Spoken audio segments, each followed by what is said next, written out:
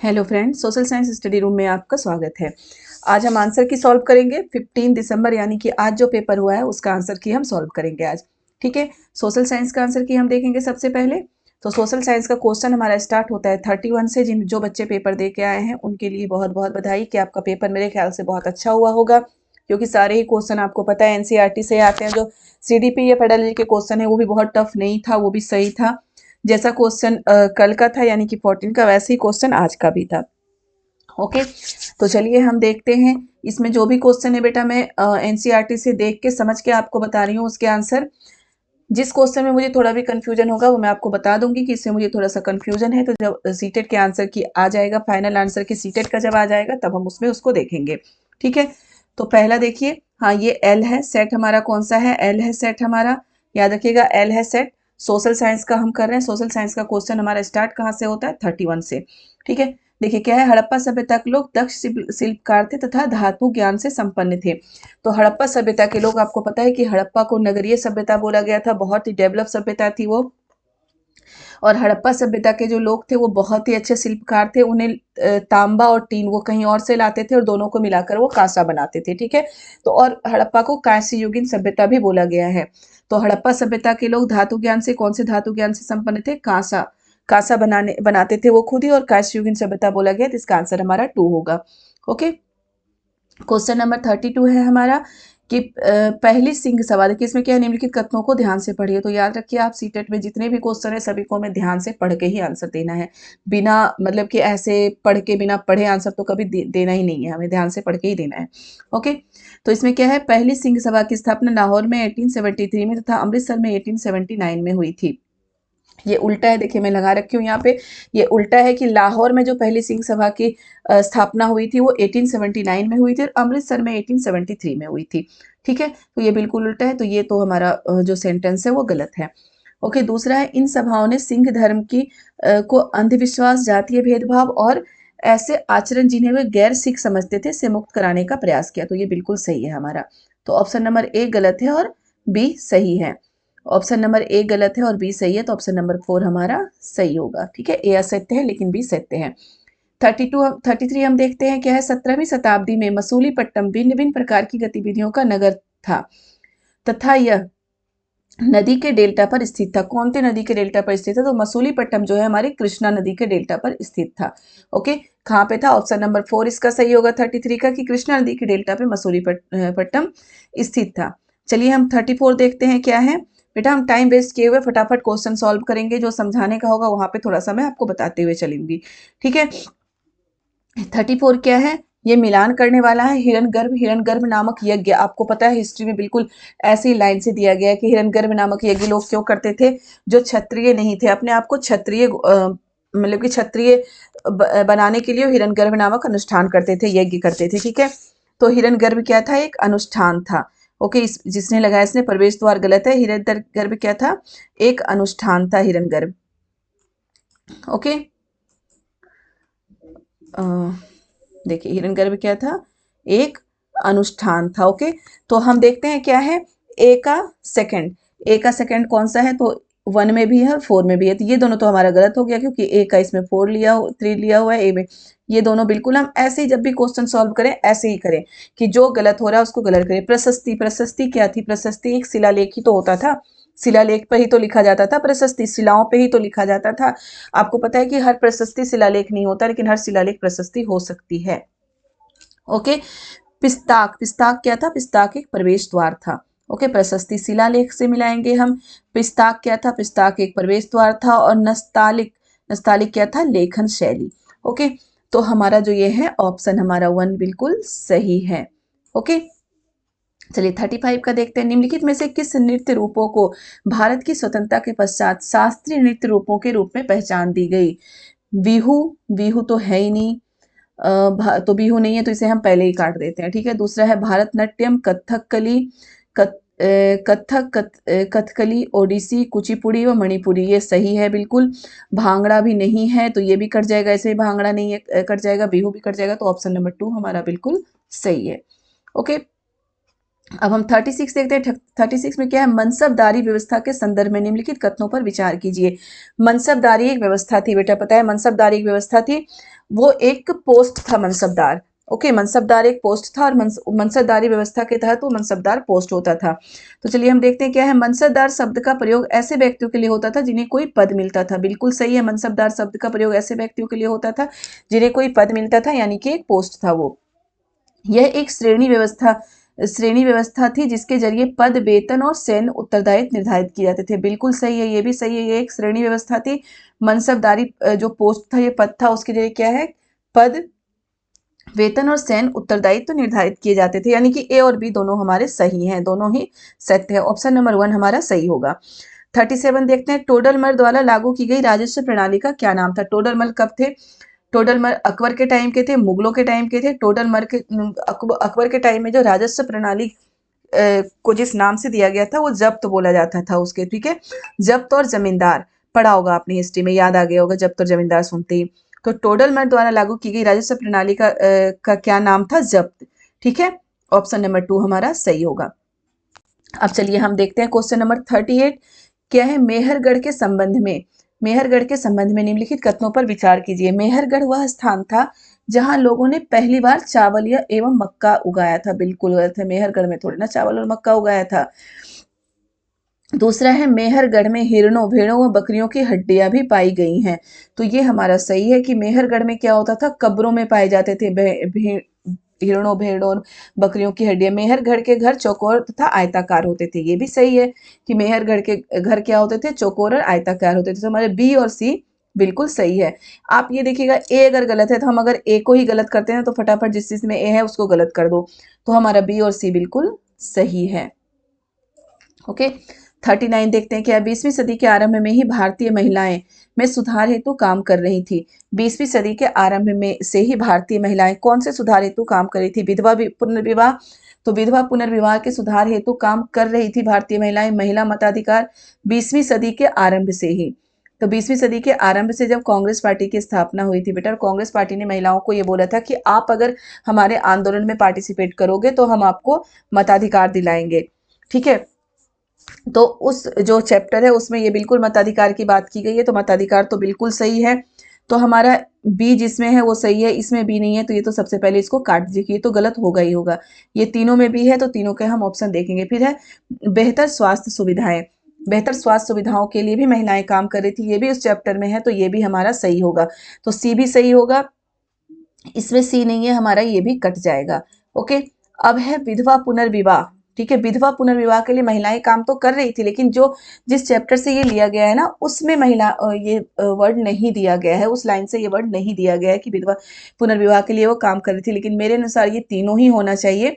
तो option number 4 हमारा सही होना चाहिए कि 20वीं सदी के आरंभ से महिलाएं विधवा पुनर्विवाह महिला मताधिकार और बेहतर स्वास्थ्य सुविधाओं के लिए काम कर रही थी। लेकिन हो सकता है आपका जो सीटेट है वो 3 को भी सही कर दे। तो इन दोनों में यहाँ पे थोड़ा सा कंफ्यूजन है, लेकिन मेरे अनुसार से ऑप्शन 4 होना चाहिए, ठीक है। मैं भी अगर पेपर देने जाती तो ऑप्शन 4 ही लगा के आती। चलिए हम 40 का देखते हैं। किसने निम्नलिखित मराठी भक्ति में भजन की रचना की? तुमने हमें नीची जाति का बनाया मेरे महाप्रभु, तुम स्वयं यह स्थिति स्वीकार करके तो देखो, हमें जीवन भर जूठन खानी पड़ती है, इसके लिए मेरे प्रभु तुम्हें शर्म आनी चाहिए। ये किसने किया था? करवा मेला ने ये मतलब कि ये भजन, इस भजन की रचना की थी। ऑप्शन नंबर 2 हमारा सही है। अब ऑप्शन नंबर क्वेश्चन 41 है। जाति प्रथा की चुनौतियों के संदर्भ में निम्नलिखित कथनों पर विचार कीजिए। ये भी देखिए जाति प्रथा पर ही है, ये भी जाति प्रथा पर ही है। क्वेश्चन नंबर 41 जाति प्रथा की चुनौतियों के संदर्भ में निम्नलिखित कथनों पर विचार कीजिए। पहला क्या है? राजा राम मोहन राय ने उस पुरातन बौद्ध ग्रंथ का अनुवाद किया जो जाति प्रथा की आलोचना करता था। तो राजा राम मोहन राय जो थे वो पुरातन बौद्ध धर्म की मतलब बौद्ध धर्म बौद्ध ग्रंथ का अनुवाद किया जो जाति प्रथा की आलोचना करते थे, तो ये बिल्कुल सही है हमारा। फिर है प्रार्थना समाज भक्ति की परंपरा का पालन करता रहा जो अभी जातियों की आध्यात्मिक समानता में विश्वास करता था, तो ये भी बिल्कुल सही है। तीसरा है जाति प्रथा उन्मूलन हेतु 1860 में परमहंस मंडली की स्थापना हुई। तो बेटा ये परमहंस मंडली की स्थापना जरूर हुई थी जाति प्रथा के उन्मूलन हेतु, लेकिन 1860 में नहीं हुई थी, 1867 में हुई थी। ठीक है, 1867 में हुई थी, तो ये हमारा गलत हो जाएगा, इसमें डेट ही हमारा गलत लिखा हुआ है। परमहंस मंडली की स्थापना जरूरी हुई थी, इसलिए बहुत अच्छे से हमें पढ़ना चाहिए, तभी हम सही से क्वेश्चन सॉल्व कर पाएंगे। ठीक है, परमहंस मंडली की स्थापना कब हुई थी? 1867 में। तो ये हमारा गलत हो जाएगा, ऑप्शन ए और बी सही है, ऑप्शन ए और बी हमारा ऑप्शन नंबर 1 में है, तो ये सही होगा। चलिए हम 42 देखते हैं। 42 फिर से मिलान वाला आ गया, क्या है? दक्षिण भारत के नमक सत्याग्रह का नेता। दक्षिण भारत के नमक सत्याग्रह का नेता कौन थे? श्री राजगोपालाचारी। ठीक है, ऑप्शन नंबर 3 ये इसका सही है। तो बस यहीं से हमारा सही हो जाता है, दक्षिण भारत के, ये हमारा ऑप्शन नंबर 3 बिल्कुल सही होगा कि दक्षिण भारत के। बाकी तो मतलब कि बस एक भी अगर आप सही लिख लें और कहीं भी ए का 3 नहीं है तो ए का 3 यही है, तो हम ऑप्शन नंबर 3 हमारा सही है। ओके, 43 नंबर क्वेश्चन क्या है? भारतीय राष्ट्रीय कांग्रेस के आरंभिक दिनों में निम्नलिखित में उनकी कौन सी मांगे थी? आरंभिक दिनों में, याद रखिए यहाँ पे आरंभिक दिनों की बात की गई है। आरंभिक दिनों में भारतीय राष्ट्रीय कांग्रेस की मांग कुछ और थी और बाद में उनकी मांग कुछ और हुई है। शासन का भारतीयकरण, तो ये बिल्कुल सही है कि उनकी मांग थी शासन का भारतीयकरण हो, न्यायपालिका और को कार्यपालिका से अलग कर दिया जाए, ये भी बिल्कुल सही है। भारत के कई शहरों में सिविल सेवा परीक्षा का आयोजन किया जाए, ये भी बिल्कुल सही, ये भी मांग थी उनकी।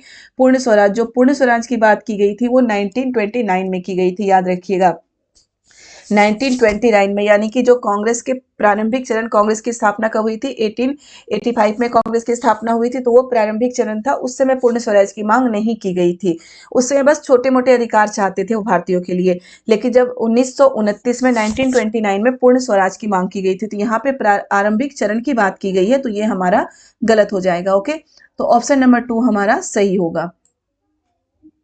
इसीलिए एक एक चीज, एक एक वर्ड को हमें पढ़ के समझना चाहिए, उसके बाद आंसर देना चाहिए। ओके, अब चलिए देखिए, थोड़ा सा और ब्लर है लेकिन मैं आपको पढ़ के सुना रही हूँ। क्वेश्चन नंबर 44 है, भारतीय संविधान में वर्तमान विषयों की सूची, वर्तमान विषयों की सूची के संदर्भ में सूची 1 सूची 2 से मिलान कीजिए। ठीक है, वर्तमान विषयों की सूची के संबंध में सूची 1 को सूची 2 से मिलान कीजिए। राज्य सूची, संघ सूची, समवर्ती सूची है। ठीक है, तो शिक्षा, शिक्षा के बारे में आपको सबसे पहले पता है, शिक्षा क्या है? संघ सूची का कार्य, ये समवर्ती सूची का कार्य। कर, कर किसका कार्य है? पहला का, तीसरा का क्या हो जाएगा? तीसरा का हमारा 2 हो जाएगा। और राज्य सूची, राज्य सूची का कार्य क्या है? स्वास्थ्य, स्वास्थ्य जो है हमारा वो राज्य सूची का कार्य आता है। थर्ड हो जाएगा संघ, कर क्या होता है? संघ सूची का कार्य होता है, जो टैक्स होता है वो हमारे गवर्नमेंट जो मतलब कि केंद्र होती है वो लेती है, संघ सूची लेती है। राज्य सूची का कार्य क्या है? स्वास्थ्य। ओके, शिक्षा हमारा संघ सूची, समवर्ती सूची का कार्य है। तो हमारा ऑप्शन नंबर ए का हो जाएगा 3, ए का 3 इसमें है, बी का हो जाएगा 1, बी का 1 है, सी का 2, तो हमारा ऑप्शन नंबर 3 बिल्कुल सही होगा इसमें। ओके, क्वेश्चन नंबर 45 हम देखते हैं, अगर पृथ्वी घूर्णन नहीं करे तो क्या होगा? पृथ्वी घूर्णन नहीं करे तो क्या होगा? पृथ्वी के घूर्णन के कारण ही तो परिक्रमण, याद रखिएगा, सूर्य के चारों ओर परिक्रमा करती है, जिनके कारण क्या होता है? ऋतुओं में परिवर्तन होता है। लेकिन घूर्णन करने से क्या हो रहा है? दिन और रात हो रहा है, यानी कि सूर्य की किरणें एक और पड़ रही है, जहां तो वहां दिन होता है, जहां नहीं पड़ती वहां रात होता है। तो अगर घूर्णन नहीं करेगी तो क्या होगा? जहां रात है वहां रात ही रहेगा, जहां दिन है वहां दिन ही, यानी कि एक जगह गर्मी बहुत ज्यादा हो जाएगी, एक जगह ठंड बहुत ज्यादा हो जाएगी, जिससे जीवन संभव नहीं होगा। तो अगर पृथ्वी घूर्णन ना करे तो क्या होगा? पृथ्वी पर जीवन ही संभव नहीं है। ठीक है, मौसम में परिवर्तन परिक्रमण के कारण आता है, घूर्णन के कारण नहीं आता है। दिन बड़ा और रात छोटा, ये भी घूर्णन के कारण नहीं होता। दिन छोटी रातें बड़ी भी घूर्णन के कारण नहीं होता, परिक्रमण के कारण होता है। याद रखिएगा, पृथ्वी पर जीवन संभव नहीं होगा अगर पृथ्वी घूर्णन नहीं करेगी तो। ओके, क्वेश्चन नंबर 46 है, अगर एक शिक्षिका भारत के मानचित्र के द्वारा बच्चों को मानचित्र को पढ़ना और समझना सिखाना चाहती है, तो उसे सर्वप्रथम निम्नलिखित में से किस पर चर्चा करना चाहिए? सर्वप्रथम क्या है? दिशा एवं पैमाना, तो बिल्कुल सही है, सबसे पहले दिशा एवं पैमाना बताना जरूरी होता है, तभी तो हम मानचित्र समझ पाएंगे। सबसे पहले अगर हम क्लास में बताने चलते हैं, हम ईस्ट वेस्ट नॉर्थ साउथ ही तो बताते हैं, सबसे पहले हम दिशा ही बताते हैं, तभी मानचित्र बच्चे समझ पाएंगे। तो सबसे पहला तो हमारा ये हो जाएगा दिशा और पैमाना। फिर है भारत की भौगोलिक स्थिति, तो बिल्कुल सही है, अक्षांश देशांतर बताना भी जरूरी है, तभी तो मानचित्र समझ पाएंगे। दूसरा हमारा भौगोलिक स्थिति, प्रतीक और रूढ़ चिन्ह, प्रतीक और रूढ़ चिन्ह भी बताना जरूरी है। भारत के राष्ट्रीय चिन्ह मानचित्र के लिए बताना जरूरी नहीं है। लेकिन अब इसमें हमें सीरियल नंबर से देखना है, तो दिशा और पैमाना सबसे पहला होगा, भारत का भौगोलिक स्थिति उसके बाद, और भारत का रूढ़ चिन्ह उसके प्रतीक एवं रूढ़ चिन्ह उसके बाद। तो ऑप्शन नंबर 3 हमारा बिल्कुल सही ऑप्शन है। ओके 47 देखिए क्या है, भारत के केंद्रीय सरकार के कार्यालयों के खुलने का समय सुबह 9 बजे है, भारतीय मानक समय का है, ठीक है। क्रमशः बेंगलुरु के पास 77 डिग्री 30 पूर्व देशांतर तथा अगरतला के पास पूर्व देशांतर के स्थित केंद्रीय सरकार के कार्यालयों के खुलने का स्थानीय समय क्या होगा बेटा। कल भी यही क्वेश्चन था, उस समय ग्रीनविच का था, अब है भारत का मानक समय। तो भारत का जो मानक समय है वो कहाँ पे होता है, 82.5 डिग्री पूर्व, ठीक है। अगर ये ग्रीनविच है तो यहाँ से 82.5 डिग्री पूर्व में भारत का मानक समय होगा। तो भारत का मानक समय पे एक ऐसे हमें लाइन खींच लेनी चाहिए कि ये भारत का मानक समय है। यहाँ से ईस्ट में क्या होगा, प्लस होगा, वेस्ट में क्या होगा, माइनस हो जाएगा, ठीक है। इससे भारत के मानक समय से वेस्ट में चलेंगे तो माइनस हो जाएगा। ओके यहाँ से अगर हम टाइम देखते हैं तो 9 बज रहा है यहाँ पे, भारत के मानक समय पे IST पे 9 बज रहे हैं। तो फिर हम इस तरह से हम निकाल सकते हैं, और ऐसे निकालने के बाद हमारा क्या आएगा, सुबह 8:40 बजे था, सुबह 9 से 9:35। ओके तो हमारा ऑप्शन नंबर 2 इसमें बिल्कुल सही होगा। अब 48 देखते हैं, निम्नलिखित कथनों को पढ़िए। कर्क रेखा के उत्तर ध्रुवीय वृत्त आर्कटिक वृत्त के बीच वाले क्षेत्र का तापमान मध्यम रहता है, ठीक है।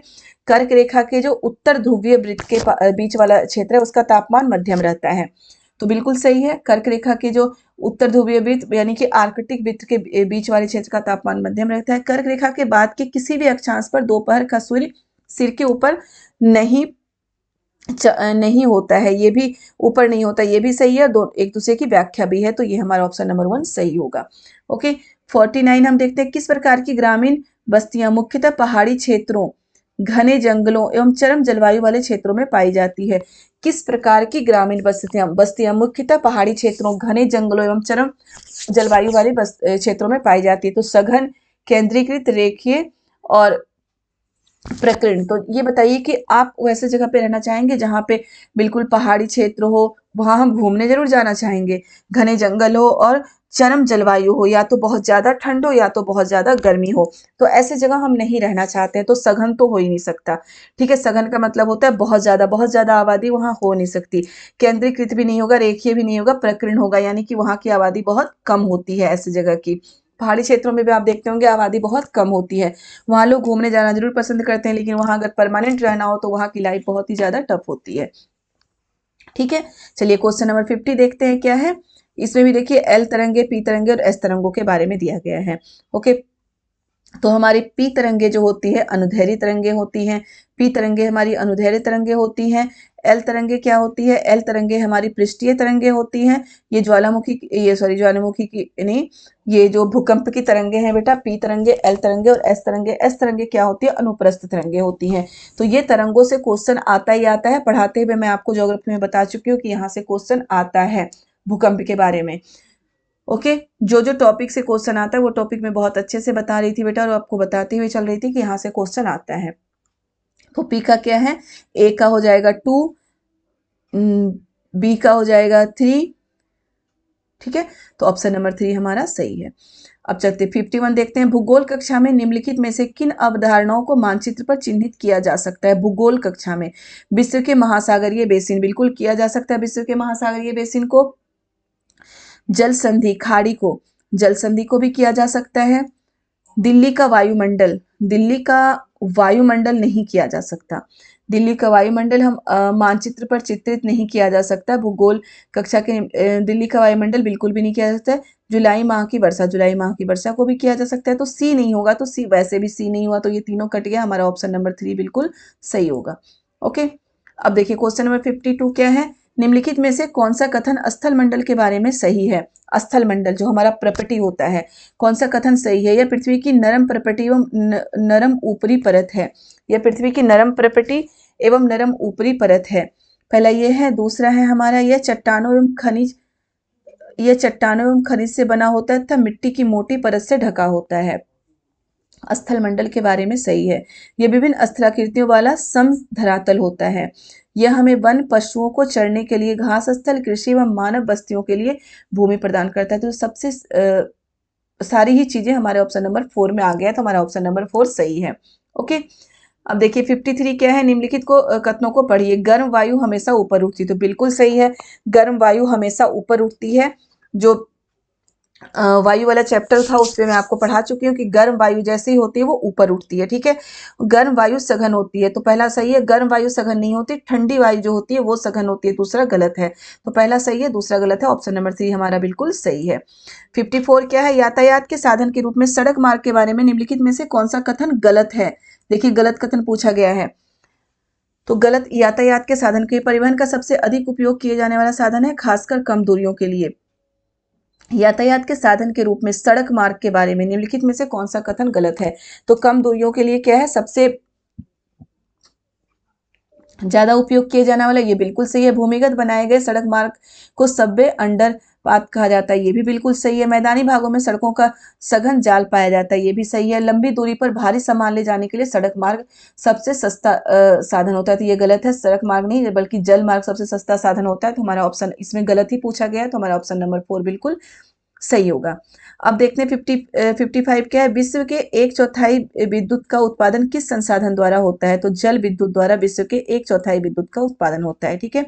अब क्वेश्चन नंबर 56 क्या है, पिट्सबर्ग एक समय में संयुक्त राज्य अमेरिका का महत्वपूर्ण इस्पात शहर था, बिल्कुल सही है। पिट्सबर्ग से लौह अयस्क प्रचुर मात्रा में उपलब्ध था तथा कोयला मिनेसोटा को खदानों से आता था, तो ये भी बिल्कुल सही है, दोनों ही सही है और व्याख्या भी है, तो हमारा ऑप्शन नंबर 1 सही होगा। सॉरी, एक सेकेंड बेटा।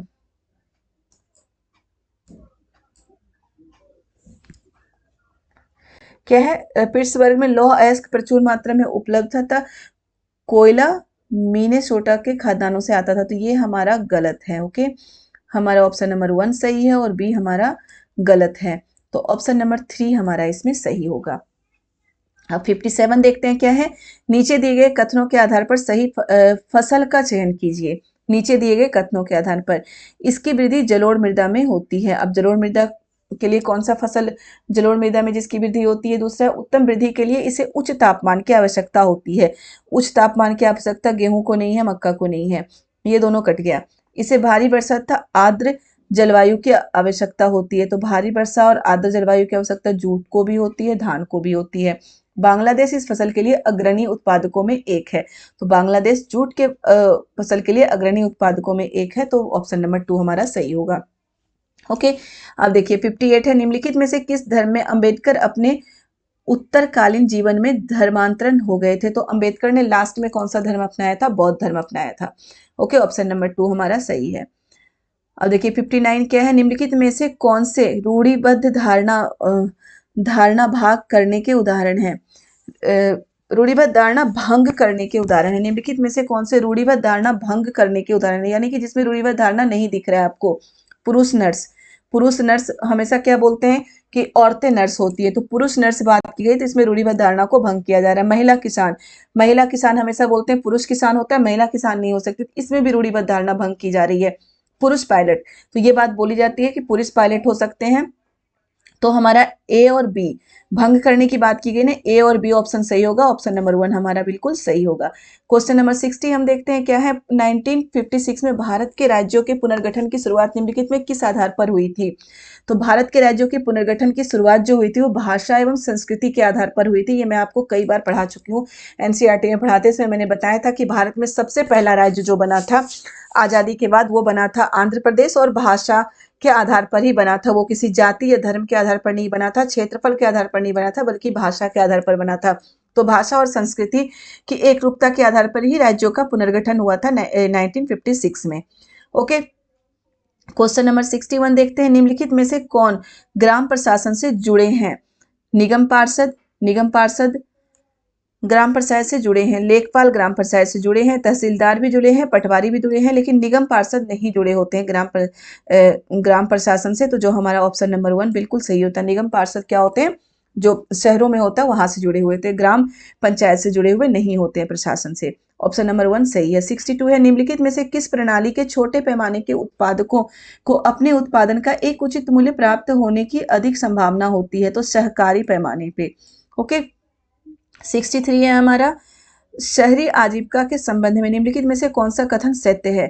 शहरी क्षेत्रों में रेहड़ी पटरी वालों को अपनी आजीविका कमाने का अधिकार नहीं है क्योंकि उनका गैर कानूनी गतिविधियों में संलग्न होना माना जाता है। बिल्कुल गलत है ये, ऐसा कुछ भी नहीं है, ये बिल्कुल गलत है। दूसरा क्या है, ये नगर पालिका शहर का, तो ए देखिए किसमें, तीनों में ही है, ए गलत है, तो हमारा ऑप्शन नंबर 4 बिल्कुल सही हो जाएगा क्योंकि ये तो सीधा सीधा गलत दिया गया है।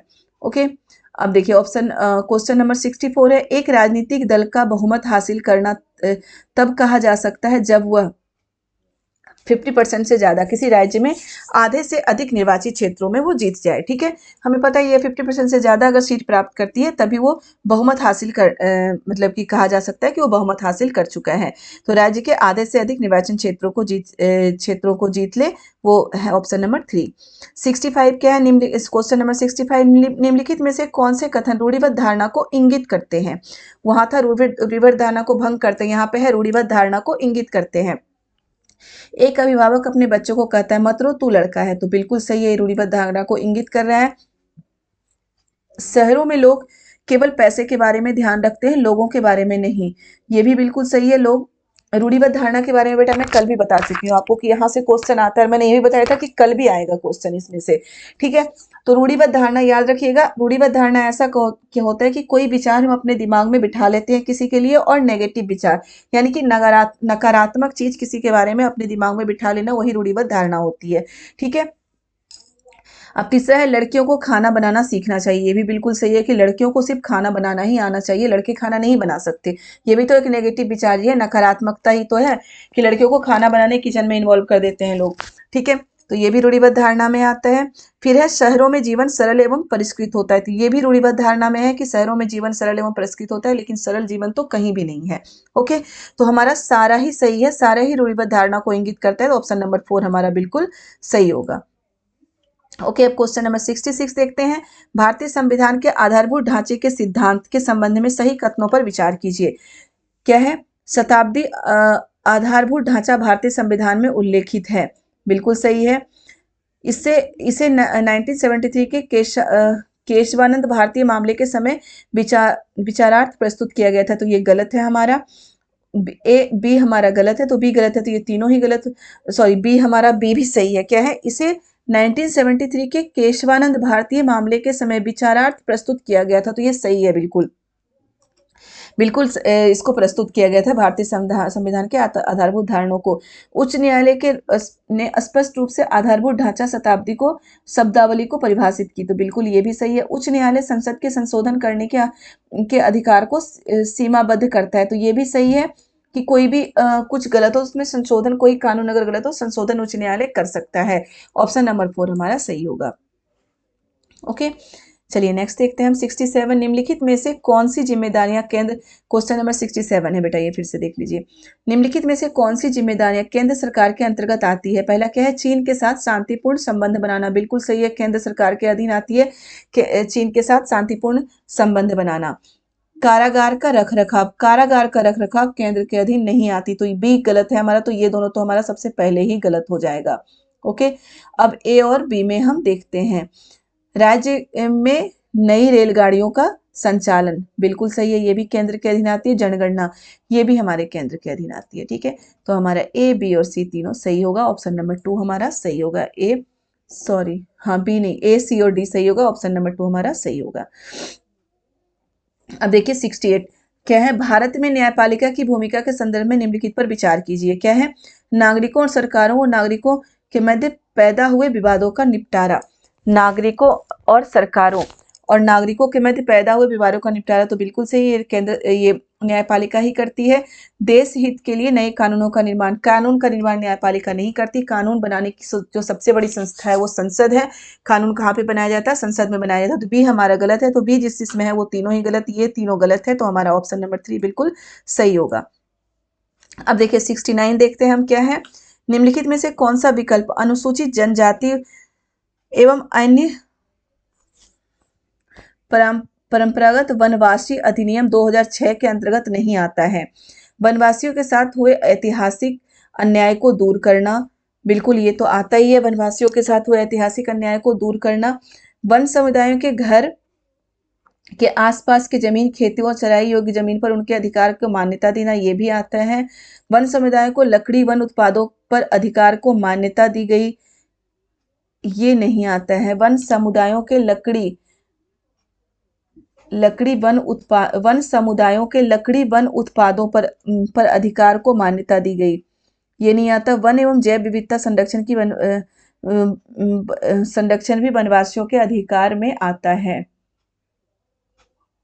एक मिनट बेटा, ऐतिहासिक अन्याय को दूर करना, ये तो क्या है, निम्नलिखित कौन सा विकल्प अनुसूचित जनजाति एवं अन्य परंपरागत वन अधिकार अधिनियम 2006 के अंतर्गत नहीं आता है। हाँ, ये लकड़ी वाला नहीं आता है, ऑप्शन नंबर 3 हमारा सही होगा।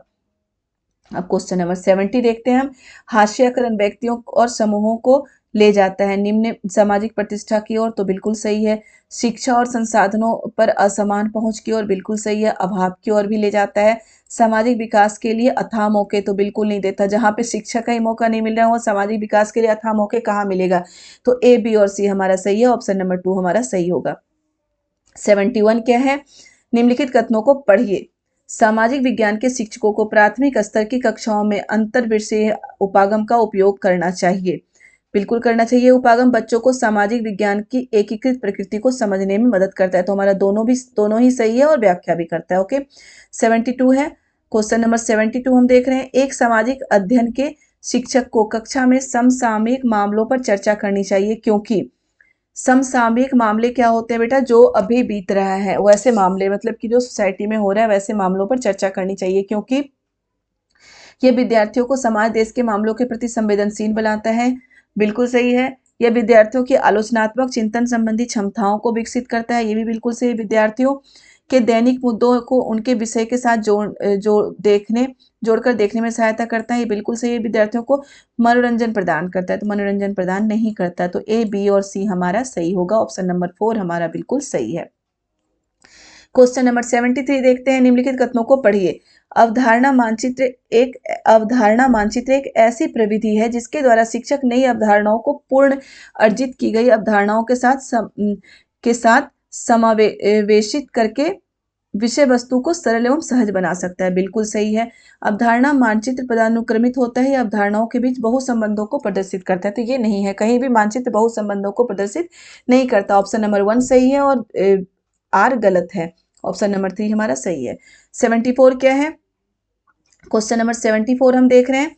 जब कक्षा में छात्रों ने, देखिए क्वेश्चन नंबर 74, जब कक्षा में छात्रों ने भूमिका निर्वहन में यानी कि रोल प्ले की योजना बनाई, सुनैना ने अपने विद्यालय में आयोजित गणतंत्र दिवस के कार्यक्रम में भीमराव अंबेडकर की भूमिका को यह कहकर निभाने से इनकार कर दिया कि वह एक लड़की है, इसलिए वह एक लड़की के कपड़े पहनेगी और एक लड़की या एक औरत की भूमिका ही निभाएगी। इसके उसके इस व्यवहार का कारण प्रतिबंधित करता है, तो क्या है, यही है रूढ़िबद्ध धारणा, है ना। लैंगिक भेदभाव, लैंगिक समानता, जातिगत भेदभाव नहीं होगा, बल्कि रूढ़िबद्ध धारणा होगा कि उसके दिमाग में ये बात बैठी हुई है कि वो लड़की है तो लड़की के कपड़ों ही पहन सकती है और लड़की की एक्टिंग कर सकती है, तो बिल्कुल सही होगा। लैंगिक रूढ़िबद्ध धारणा हमारा होगा। लैंगिक रूढ़िबद्ध धारणा याद करिए, रूढ़िबद्ध धारणा वाले चैप्टर में बिल्कुल दिया गया है लैंगिक रूढ़िबद्ध धारणा का हमारा, ठीक है। अब हम देखते हैं क्वेश्चन नंबर 75 क्या है। एक समावेशी सामाजिक विज्ञान की कक्षा में सभी प्रकार के बच्चों का नामांकन होता है, इसलिए एक शिक्षक का कर्तव्य है इसका आकलन करना कि बच्चे क्या कर रहे हैं और क्या नहीं, बिल्कुल सही है। और देखना चाहिए कि बच्चे क्या कर रहे हैं क्या नहीं। ऐसी अधिगम रणनीतियों की योजना बनाना जिसमें सभी विद्यार्थी भागीदारी करें, बिल्कुल सही है, क्योंकि सभी सामाजिक विज्ञान क्या है, समावेशी सामाजिक विज्ञान की शिक्षा है, तो इसमें सभी तरह के बच्चे आ रहे हैं, तो हमें ये बिल्कुल देखना चाहिए कि सभी बच्चे उसमें भागीदारी कर रहे हैं या नहीं। बच्चों के अनुभवी उनकी आवाज तथा उनकी सहभागिता को अपने स्वयं के नियंत्रण में रखना, तो ये बिल्कुल गलत है। स्वयं के नियंत्रण में नहीं, बल्कि बच्चों को खुद करने देना चाहिए। परियोजनाओं और दत्त कार्यों हेतु गतिविधियों के चयन के लिए छात्रों की स्वतंत्रता को प्रतिबंधित करना, कभी भी छात्रों की स्वतंत्रता को प्रतिबंधित नहीं करना चाहिए, तो सी और डी गलत है, ए और बी बिल्कुल सही है। आप बेटा अगर मेरा वीडियो देखा होगा आप लोगों ने, जिसमें सीडीपी के लिए ही मैंने दिया था, थोड़े से टॉपिक टिप्स थे पेपर आपके सॉल्व करने का, जो भी पेडालॉजी के क्वेश्चन होते हैं, तो उसमें अगर आप वो देख चुके हैं तो ये सारे क्वेश्चन आप बहुत अच्छे से सॉल्व कर सकते हैं। ओके, चलिए क्वेश्चन नंबर 76 अब देखते हैं हम। क्वेश्चन नंबर 76 क्या है? निम्नलिखित में से कौन सा एक उपयुक्त दृष्टिकोण है जब एक सामाजिक विज्ञान शिक्षिका कक्षा में एक गतिविधि में संलग्न है? क्या है? शिक्षिका यह केवल अपनी पाठ योजना को पूरा करना हेतु करती है? बिल्कुल भी नहीं। शिक्षिका अपनी प्रधानाचार्य प्रधान शिक्षिका की गतिविधि आधारित अधिगम को बढ़ावा देने के लिए पूर्ति का अभिनय करती है, तो ये भी गलत होगा। अभिनय तो पूर्ति का करना ही नहीं चाहिए, ठीक है। और यहाँ पे केवल बात आ गया तो वो भी गलत हो गया। शिक्षिका को नहीं पता कि वो यह क्यों कर रही है, तो जब उसे पता ही नहीं है तो वो क्या करेगी, है ना।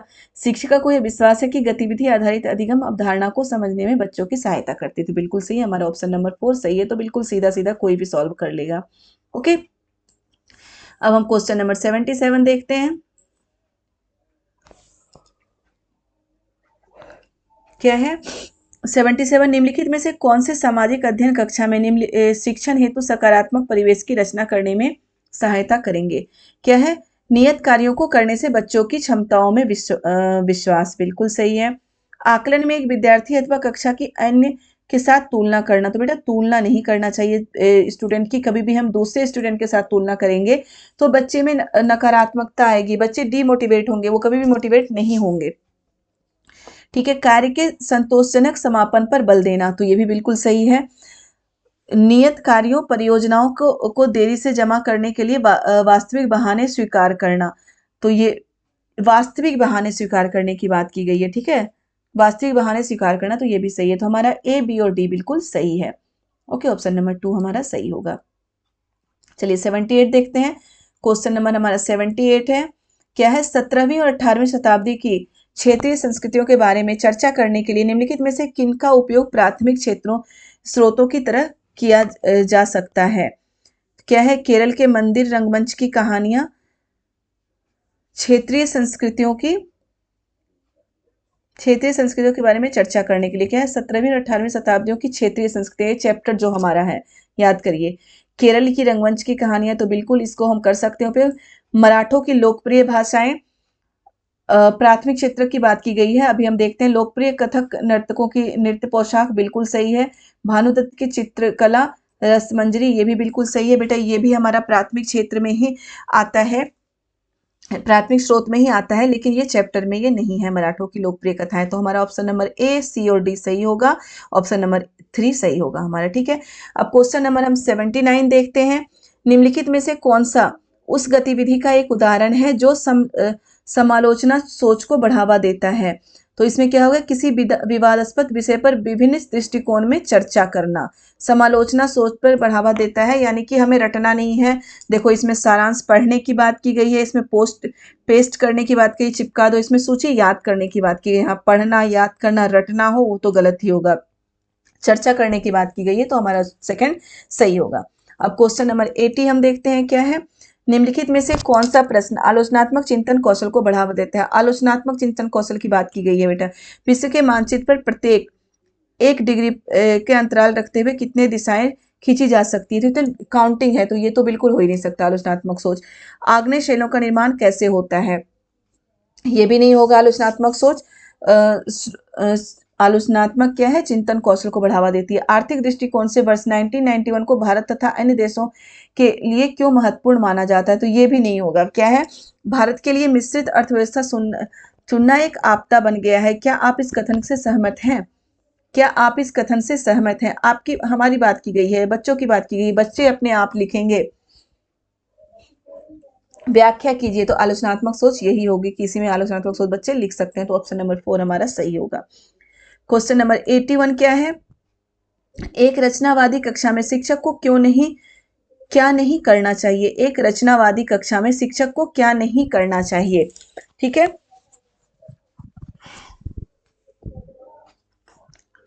ठीक है। विद्यार्थियों को सामाजिक मुद्दों पर चिंतन करने से वर्जित करना, ये हमें बिल्कुल नहीं करना चाहिए एक रचनावादी कक्षा में। ओके, क्वेश्चन नंबर 82 है। एक सृजन और मननशील सामाजिक विज्ञान के शिक्षक के रूप में आप अपने शिक्षण कौशल को उन्नत एवं कुशाग्र बनाने के लिए निम्नलिखित में से क्या करेंगे?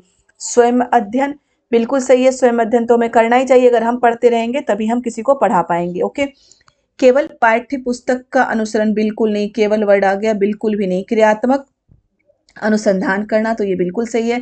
केस अध्ययन का संग्रह और निर्माण तो ये भी सही है, हमारा ए बी और सी, ए सी और डी सही है, ऑप्शन नंबर 4 हमारा सही होगा। क्वेश्चन नंबर 83 है बेटा, आप देख लीजिए क्वेश्चन नंबर 83 है, ये क्या है? शिक्षण को स्थानीय विषय वस्तु के चयन शिक्षक को स्थानीय विषय वस्तु के चयन में बहुत चयनशील और विवेकशील होने की आवश्यकता होती है। दूसरा है कई बार शिक्षक द्वारा समुदाय के तो ये तो बिल्कुल सही है, कई बार शिक्षक द्वारा समुदाय के इतिहास के परिचय करवाने हेतु प्रयोग के लिए जाने लोकगीत, लोक नृत्य, लोक कथाएं, पहेलियां पूर्वग्रहित तो हो सकती है, तो ये भी बिल्कुल सही है, दोनों ही सही है और दोनों ही और आर व्याख्या भी है। ओके, अब क्वेश्चन नंबर 84 देखते हैं, क्या है? केंद्र शासित राज्य के 8वीं कक्षा पास लड़कों और लड़कियों की साक्षरता दर की तुलना राज्यों के 8वीं कक्षा पास लड़कों और लड़कियों की साक्षरता दर से करने के लिए निम्नलिखित में से कौन से बेहतर स्रोत होंगे? प्राथमिक आंकड़े, द्वितीयक आंकड़े, प्राथमिक एवं द्वितीयक आंकड़े, निर्जातिक आंकड़े। तो प्राथमिक और द्वितीयक आंकड़े दोनों ही उसमें बेहतर स्रोत होंगे। ओके, अब क्वेश्चन नंबर 85 देखते हैं, परियोजना पद्धति के किस चरण में परियोजनाओं के लिए संसाधनों, समय सीमा और बजट की पहचान की जा सकती है? परियोजना पद्धति के किस चरण में परियोजना मतलब बजट और समय सीमा, हम कोई भी परियोजना, कोई भी हम अगर प्रोजेक्ट तैयार करते हैं, तैयार करने की सोचते हैं, तो सबसे पहले बजट और समय का ही तो देखते हैं कि टाइम कितना लगेगा और उसमें पैसे कितने खर्च होंगे। तो सबसे पहले जब हम चयन करते हैं, सबसे पहले जब हम सिलेक्शन करते हैं कि हमें कुछ करना है, तो सबसे पहला ही होता है वो, ठीक है। तो ए हमारा सही होगा चयन। क्वेश्चन नंबर 86 हमारा क्या है? शिक्षा का अधिकार अधिनियम 2009 में निम्नलिखित में से किन पक्षों पर मूल्यांकन कार्यविधियों के भाग के रूप में विचार किया जा सकता है? यह सुनिश्चित करना कि विद्यार्थी स्कूल में होने वाले सभी परीक्षाओं में उपस्थित हो, बिल्कुल ये नहीं होगा। भारतीय संविधान के प्रतिष्ठापित मूल्यों की पुष्टि करें, ये सही है। बच्चे की उसके विचारों, मतों और मुक्त रूप से अभिव्यक्त करने की सहायता दे, ये बिल्कुल सही है। नियमित रूप से गृह कार्य की जांच करें, तो ये भी सही नहीं है। बस बी और सी हमारा सही होगा, ऑप्शन नंबर 4 हमारा सही होगा। ऑप्शन नंबर ए भी हो सकता है, ठीक है, ए और बी भी हो सकता है, परीक्षाओं में उपस्थित हो। नहीं, ऑप्शन नंबर 3 नहीं होगा, ऑप्शन नंबर 4 ही हमारा सही होगा। ओके, क्वेश्चन नंबर 87 हम देखते हैं, क्या है? निम्नलिखित में से सामाजिक अध्ययन में मूल्यांकन की कौन सी विशेषताएं हैं? सामाजिक अध्ययन में मूल्यांकन की कौन सी विशेषताएं हैं? मूल्यांकन एक सतत प्रक्रिया है, बिल्कुल सही है, मूल्यांकन एक सतत प्रक्रिया है। यह कक्षा शिक्षण का एक अभिन्न अंग है, भाग है, बिल्कुल सही है। यह केवल लिखित परीक्षाओं के आधार पर किया जाता है, ये गलत है। केवल लिखित परीक्षाओं के आधार पर मूल्यांकन नहीं किया जाता, मूल्यांकन मौखिक भी होता है। ओके, तो हमारा सी गलत हो गया, सी तीनों में है, गलत हो गया, हमारा ऑप्शन नंबर 3 बिल्कुल सही होगा। अब हम देखते हैं क्वेश्चन नंबर 88 क्या है? इकाई परीक्षण, कक्षा परीक्षण, गृह कार्य एवं शिक्षण अधिगम के दौरान कक्षा में छात्रों से पूछे गए प्रश्न आकलन की किस श्रेणी में आते हैं? मतलब कि unit test, class test, homework and question ask, ये किस मतलब कि किस तरीके से आते हैं? फॉर्मेटिव असेसमेंट, रचनात्मक आकलन, फॉर्मेटिव असेसमेंट यानी कि जो हम बीच बीच में बच्चों से पूछते हैं, सबमिटिव असेसमेंट यानी कि सबसे लास्ट में। तो बेटा ये बिल्कुल पहला वाला ही सही है, इतना जाने की जरूरत नहीं है। फॉर्मेटिव असेसमेंट यानी कि ये सारे जो हम यूनिट टेस्ट लेते हैं, क्लास टेस्ट लेते हैं, ये तो बीच बीच में ही तो लेते रहते हैं बच्चों से, तो ये फॉर्मेटिव असेसमेंट यानी रचनात्मक आकलन है।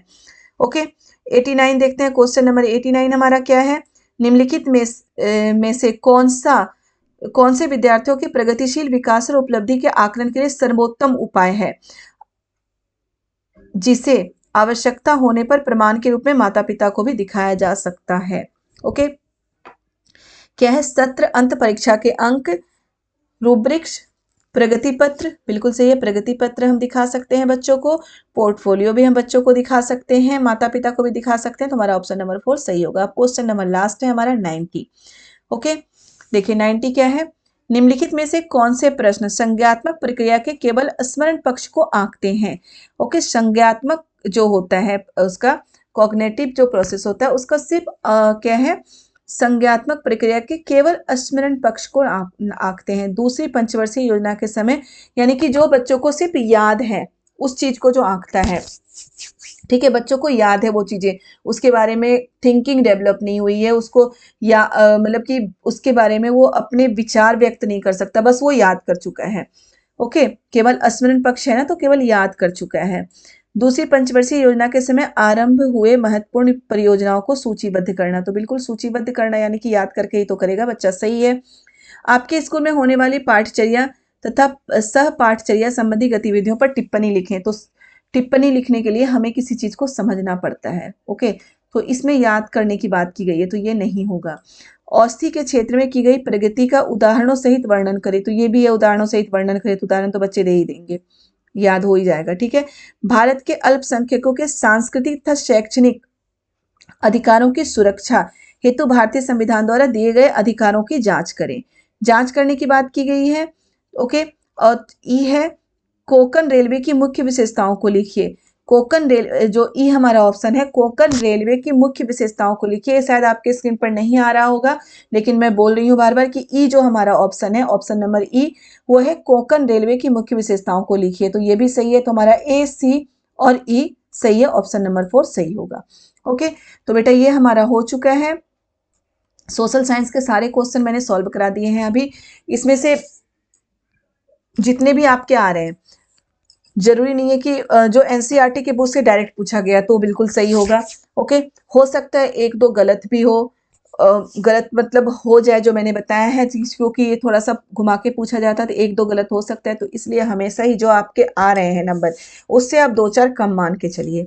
ओके, और आई होप कि आप सारे बच्चे सीटेट क्लियर कर लेंगे। और आपके कितने नंबर आ रहे हैं तो आप ज़रूर बताइएगा, मुझे कमेंट में ज़रूर बताइएगा। और चैनल को सब्सक्राइब जरूर कर दीजिए, क्योंकि आगे भी सारे वीडियो आपको मिलते रहेंगे सीटेट से रिलेटेड, और भी किसी एग्जाम से रिलेटेड वीडियो मैं डालती रहूँगी। उसके जो भी सिलेबस है या फिर जो भी थ्योरी के हैं, प्रीवियस ईयर के क्वेश्चन पेपर है, वो सारे मैं चैनल पर डालती रहूँगी। तो आप इसके लिए चैनल को सब्सक्राइब जरूर कर दें, वीडियो को लाइक करें और ज़्यादा से ज़्यादा कमेंट करें। कमेंट में अपने नंबर जरूर बताइएगा कि सोशल साइंस में आपके कितने नंबर आए हैं।